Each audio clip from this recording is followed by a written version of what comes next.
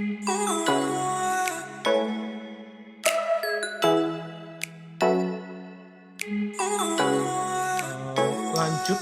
Pak Hardiansyah, kita coba layani sampai 2 pertanyaan terakhir ya Pak Andreas dan Pak Sukinto. Mungkin nambah 10-15 menit. Sorry, izin nanya Pak. Jadi kan saya membaca buku Intelligent Investor Pak dari Benjamin Graham Pak. Jadi saya mendefinisikan diri saya sebagai investor defensif Pak. Nah di satu babnya itu dia bilang bahwa baiknya kalau investor defensif apalagi pemula itu paling bagus itu memilih reksadana indeks Pak. Dan isinya itu kalau bisa malah 90% dibanding dengan 10% untuk saham biasa gitu Pak. Nah, menurut Pak Dodi itu gimana Pak? Kalau karena gini Pak, saya sudah terlanjur invest sebelumnya misalnya gitu, sudah invest di saham biasa, malah baru mau mulai saham indeks, ya lihat video Pak Dodi juga gitu bahwa saham indeks itu juga bagus. Nah, itu satu Pak. Kemudian yang kedua, kalau dari Benjamin Graham bilang juga kan maksimum itu kalau investor defensif Pak ya, 50-50 Pak antara saham dengan obligasi. Dan kalau misalnya di market sekarang ketika saham itu harganya menarik Pak ya, even blue chip kayak Astra, tadi kayak BNI, BRI, juga Inggris, dan diskon-diskonnya bisa di-arrange hingga menjadi sahamnya 75, kemudian obligasi 25. Kayak Bapak tadi tuh, Bapak juga bilang, Bapak sekarang ngambil duit obligasi Bapak alihin ke saham kan, kondisi market. Nah, menurut Bapak itu gimana Pak? Dengan kondisi yang saat ini, apakah kita stick to the rule itu kayak Benjamin Graham itu atau gimana Pak? Ini diskusi aja Pak. Terima kasih Pak. Oke, terima kasih Pak Ardiansyah. Jadi gini Pak, saya nggak tahu sempat baca apa enggak ya 90-10 tadi ya, tapi keputusan untuk kita itu investasi di reksadana indeks maupun saham sebenarnya tergantung balik lagi dari seberapa pede kita bisa mengalahkan reksadana indeks. Seberapa pede kita tuh punya waktu yang banyak untuk bisa maintain saham kita dan bisa menciptakan portfolio yang bisa outperform dari portfolio indeks pada saat ini. Seperti yang kita ketahui, indeks pada saat ini kan dominasinya memang di Bank BCA, Mandiri, BRI, perusahaan besar-besar. Jadi apabila kita bisa menemukan saham-saham yang kita pede bisa mengalahkan ISG, lebih berpeluang daripada saham-saham besar ini tadi, ya silakan Pak. Jujur Pak, kalau seandainya saya tahu reksadana indeks dari awal, saya nggak investasi di saham. Ribet investasi di saham itu. Jadi kita harus maintain, harus ngecek harga, kalau kita harus beli, kita jadinya harus jadi care terhadap sesuatu. Sedangkan kalau reksadana indeks itu istilahnya low level maintenance karena dia sudah terdiversified ke 30 perusahaan besar dan berbagai macam sektor. Intinya seperti itu. Jadi keputusan untuk indeks banyak atau kecil terserah. Balik lagi ke karakteristik dari investor dan kepedean dia menemukan apakah dia itu bisa tidak menganalisa saham dan baik. Itu yang pertama. Jawaban yang kedua, balik lagi dengan karakteristik Bapak. Kalau Bapak tipenya konservatif, ya harus strict to the rule, yang 50-50 tadi atau apapun rule-nya.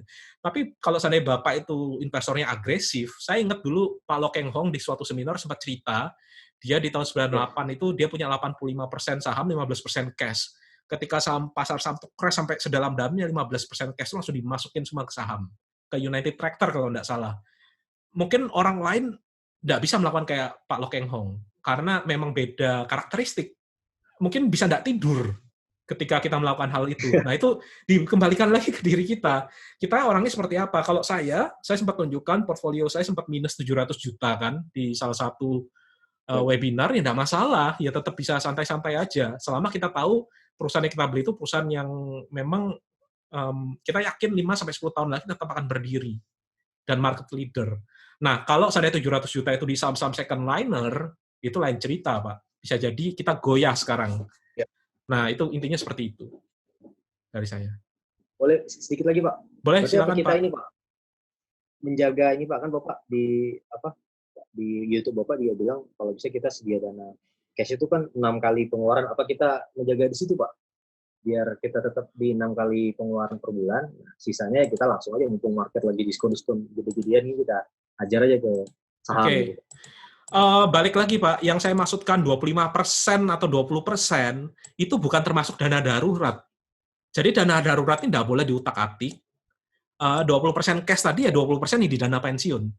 Jadi dana pensiun kita tuh isinya ya adalah komposisi dari saham dan cash. Cash itu tujuannya adalah ketika krisis kita bisa top up. Atau ketika kita koreksi, kita bisa top up. Yang di dana darurat yang nggak boleh diutak-atik sama sekali. Dan kita nggak boleh menjadikan ini 0%, karena kita asumsi kita punya dana darurat. Dan akhirnya malah kita terjebak dana darurat, kita pakai sebagian. Itu jangan, Pak. Jadi terserah Bapak, saya rasa pada saat ini bukan saat yang tepat kita untuk membuat cash kita ini jadi 0%. Ya. Mungkin kalau jatuhnya itu sampai dalam sekali, bisa jadi. Tapi kalau menurut saya pada saat ini tetap kita oke lah punya cash untuk berjaga-jaga. Level dari cash-nya itu terserah dari Bapak. Warren Buffett mungkin punya cash yang sampai sepertiga dari total portfolionya. Sampai 30-40% ya persisnya, saya nggak hitung ya, cuman cukup besar. Kalau kita ya terserah, tergantung dari level confidence kita dan tingkat kita mentoleransi resiko. Semakin sedikit kita punya cash, maka ketika market turun, maka kita semakin, apa istilahnya ya, kehilangan kesempatan untuk mengambil peluang tersebut. Tapi semakin banyak kita punya cash ketika market rebound, maka keuntungan kita tidak akan sebesar orang yang banyak memasukkan atau porsinya di saham. Jadi ini trade-off, tidak ada formulanya optimize seperti apa, bisa jadi yang lebih untung tuh yang punya 100% cash, karena bisa jadi market turun ke 3.000, bisa jadi terus dia masukkan semua, terus akhirnya dia jadi winner. Tapi yang kita lihat kan bukan 1 tahun ini, Pak, tapi long term-nya ya, longevity-nya ya. Kalau orang yang market timing bisa jadi saat ini benar, saat ke depan belum tentu benar gitu. Tergantung dari kita sendiri, Pak. Kalau saya sih punya rules, setidaknya harus ada cash, mau kondisi seperti apapun. Kurang lebih begitu. Oke, Pak. Thank you, Pak Rudi. Oke, thank you, Pak. Pak Andreas, silakan Pak. Halo Pak, akhirnya pertama kali kita bicara ya di sini. Iya, Pak. Pertanyaan saya satu aja mengenai resiko portfolio. Pak Dodi, di portfolio apakah ada perhitungan resiko secara kuantitatif ya? Misalnya kayak beta, alpha, capital asset pricing model, dan lain-lain. Oke. Atau hanya kualitatif aja?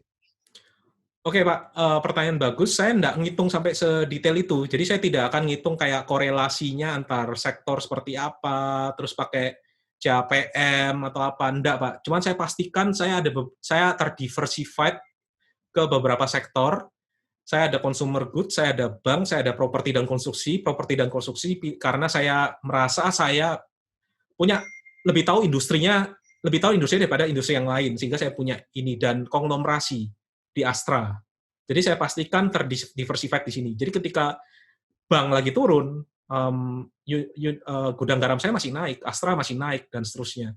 Ya itu tujuannya diversified, intinya seperti itu Pak. Jadi saya tidak melakukan perhitungan betanya seperti apa, apakah beta saya 1, 2, atau setengah, atau apa, enggak saya lakukan. Kurang lebih seperti itu Pak Andreas. Lalu semua investasi di Indonesia atau ada yang di luar negeri? Indonesia Pak, karena di luar negeri itu saya enggak ketemu channel nih, mungkin Pak Andreas bisa sharing ya. Kalau di eToro, setahu saya itu CFD. Saya enggak tahu kalau invest di US itu berapa dan juga harus lihat pajaknya ya Pak ya. Kalau enggak salah ada foreign tax atau ada kalau seandainya investmentnya terlalu kecil maka ada fee yang cukup besar atau gimana. Jadi saya full di Indonesia. Oke, Pak. Kalau saya sih ada rencana untuk di luar negeri, cuman masih ada masalah di bagian paspor. Jadi nanti kalau misalnya saya sudah mulai, mungkin saya bisa sharing, Pak. Oke, sip Pak. Saya tunggu ulasannya di blognya Bapak. Ya. Oke, terima kasih Pak. Pak Andreas ini salah satu penulis blog yang bagus ya. Silakan dibaca blognya. Salah satu tulisannya tadi cukup berkualitas. Nanti silakan sobat investor yang lain bisa dibaca. Terakhir, Pak Sukinto, blognya tadi saya sudah share, Pak Andreas Pascalis. Terakhir, mungkin saya sebelum ke pertanyaan terakhir, saya akan coba baca beberapa. Apakah termasuk inflasi? Ya, termasuk, Pak. Jadi pengeluaran kita ini kan saya kalikan faktor inflasi 4%. Nah, silakan Bapak nanti ganti-ganti sendiri, mau 4%, 5%, 6%, 7%, dan seterusnya. Nanti apabila seandainya kita ganti terlalu tinggi, misalnya kita asumsi inflasinya tinggi banget, 7%, dana pensiun kita juga akan tinggi juga. Yang aslinya cuma 8M, kita ganti 7% akan menjadi 22M. Tapi kita lebih, istilahnya lebih safe, karena mungkin kita bisa jadi overestimate. Kita punya 22M, kita bebas finansial, ternyata inflasinya cuma 5%. Ini bisa diganti-ganti. Faktor inflasi sudah kita perhitung, sudah saya masukkan di sini. Kalau cuma 0% ya cuma persis sama dengan 25 kali pengeluaran. Maka kita kasih inflasi di sini, 5%. terakhir Pak Sukinto. Silakan Pak. Ya, selamat malam Pak Dodi. Malam. Ya, malam Pak Dodi. Ini Pak Dodi, saya hanya mau sharing saja ya. Masalah yang perhitungan di depan layar ini, di mana saya punya strategi, ya, di mana dalam penghasilan kita itu kan nanti dibagi-bagi menjadi beberapa item.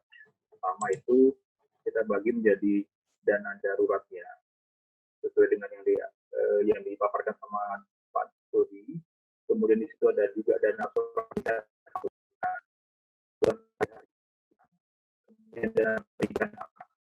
kemudian di situ juga ada KPR segala macam, dan kita punya dana investasi. Itu saya ambil kira-kira 30% dari total penghasilan kita ya. Kemudian dari 30% itu saya akan bagi menjadi beberapa instrumen. Di antaranya adalah instrumen di saham. Saya membagi sampai 80%, dan di deposito. Nah, deposito ini yang menarik gitu. Saya pernah download aplikasinya dari Bank BTPS. Genius. Bukan Pak, dari ini.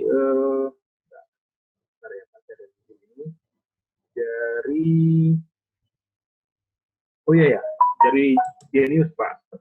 Di Genius itu kan dia memberikan return persen daripada deposito sampai 5,75%. Betul. Dengan kita menabung dengan 10 juta, kita mendapatkan persentase segitu. Nah, kemudian kalau saya pikir, kalau kita tambah dengan investasi kita di saham, kita ambil saja perhitungannya hanya dari dividennya saja. Dividen saja kalau kita pegang beberapa saham yang blue chip, yang kondisinya aman, itu bisa mendapatkan return kira-kira ditambah menjadi 12%. 12-13% setahun, Pak. Kalau seandainya kita punya tabungan saja 5 juta, kita masukkan ke dua instrumen itu, kita bisa dengan compounding interest ini, kita bisa mendapatkan return selama 25 tahun itu bisa mendapatkan kira 8M. Itu ada aplikasinya di iPod, itu bisa dihitung. Kalkulator ya? Ya, kalkulator itu bisa dihitung. Itu sebenarnya sudah luar biasa. Jadi kita mengharapkan dividen saham saja dengan deposito itu sudah luar biasa. Itu sudah, ya menurut saya sudah cukup sekali. Apalagi dengan kenaikan harga saham nanti ya yang akan kita dapatkan nanti. Itu ya Pak sharingnya. Oke Pak Sukinto, terima kasih atas sharingnya. Saya nambahkan sedikit ya. Jadi seandainya angka ini tidak akan pernah tercapai, angka 8 miliar ini tidak akan pernah tercapai, hanya tercapai separuhnya. Menurut saya juga tidak masalah selama kita itu punya pekerjaan yang tetap, intinya seperti itu. Jadi jangan sampai ini juga menjadi beban juga bagi kita semua. Kita harus capai 8M ini, seandainya kita punya 4M pun, 4M ini kan tetap memberikan bunga, memberikan dividen, tadi seperti yang Pak Sukinto katakan, atau memberikan bunga deposito, kita tinggal tambah sisanya aja dari pekerjaan kita. Kita masih bisa tetap downgrade kok pekerjaan kita dari yang mungkin pekerjaan yang tidak kita sukai, kita mungkin pindah ke pekerjaan yang kita sukai atau sesuai passion kita, atau kita kerjakan dari rumah. Intinya seperti itu. Setidaknya kita punya planning lah, istilahnya planning dari awal, kita punya goal, kita itu harus bekerja sampai berapa banyak sih, intinya seperti itu dari Excel ini. Nanti kalau seandainya tidak sampai 25 kali pengeluaran, mau cuma 15 pengeluaran, 10 pengeluaran, tidak masalah juga. Sisanya silakan kita cover dengan pekerjaan kita lainnya. Tapi setidaknya ketika kita mengalami situasi yang buruk seperti ini, kita punya dana pensiun bisa mengcover sebagian penghasilan kita, walaupun tidak 100%. Intinya seperti itu, Pak. Terima kasih Pak Sukinto atas sharing-nya. Dan karena waktunya juga sudah habis, saya mengucapkan terima kasih buat para partisipan yang sudah hadir ya. Total dari 100 sudah ada yang masih bertahan 74. Luar biasa sekali di sini. Terima kasih. Kita akan ketemu 22 minggu lagi, berarti sekitar tanggal 30. Sobat investor tidak bosan-bosan kan? Saya takutnya bosan dengan webinar ini. Gitu. Karena pengetahuan saya kan terbatas, jadi mungkin ada beberapa pertanyaan expert yang mungkin saya tidak bisa jawab, atau mungkin pertanyaannya itu-itu aja. Gitu. Oke, terima kasih semua atas sharing-nya, semoga bermanfaat.